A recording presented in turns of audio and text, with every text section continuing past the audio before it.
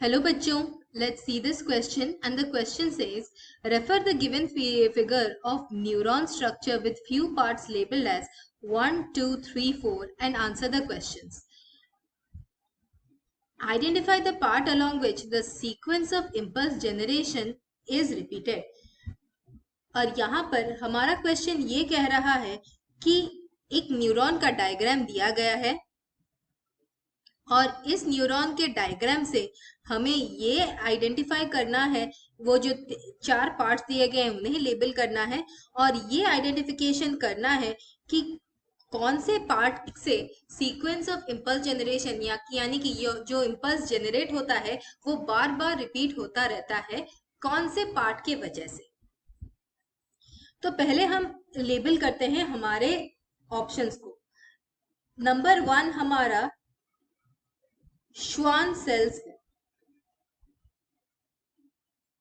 Number 2 हमारा axon है। 3 label कर रहा है माइलिन शीट को और चौथा ऑप्शन हमारा लेबल कर रहा है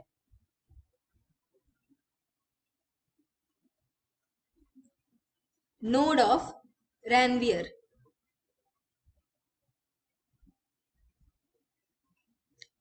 ये एक न्यूरॉन का बेसिक स्ट्रक्चर है। हमें अभी की कॉन्सेप्ट में ये जानना है कि कैसे और न्यूरॉन के किस किस पार्ट से एक नर्व इंपल्स ट्रैवल करता है। पहले डेंड्राइट से हम इम्पल्स रिसीव करते हैं सराउंडिंग न्यूरॉन या फिर एडजेसेंट न्यूरॉन या फिर एक मसल सेल से, और ये इम्पल्स जाता है हमारे एक्सोप्लाज्म को, यानी कि हमारा साइटोप्लाज्म जो कि न्यूरॉन का साइटोप्लाज्म है, और एक्सोप्लाज्म से फिर ये आता है एक्सॉन तक, और एक्सॉन से आते आते ये इम्पल्स हमारे नोड ऑफ रैनवियर से होकर जाता है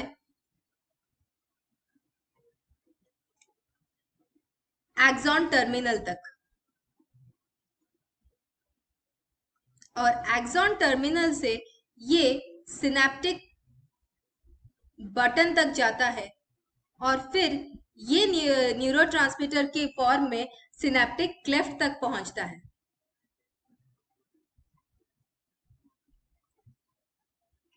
और हमारे क्वेश्चन का आंसर है identify the part along which the impulse generation is repeated. और हमारा इम्पल्स जनरेशन हमेशा रिपीट होता रहता है एक्सॉन, यानी कि हमारे न्यूरॉन के लेंथ पे वो रिपीट होता रहता है, न्यूरॉन का लेंथ जो कि हमारा एक्सॉन है, और यहाँ पर एक्सॉन है हमारा ऑप्शन नंबर 2।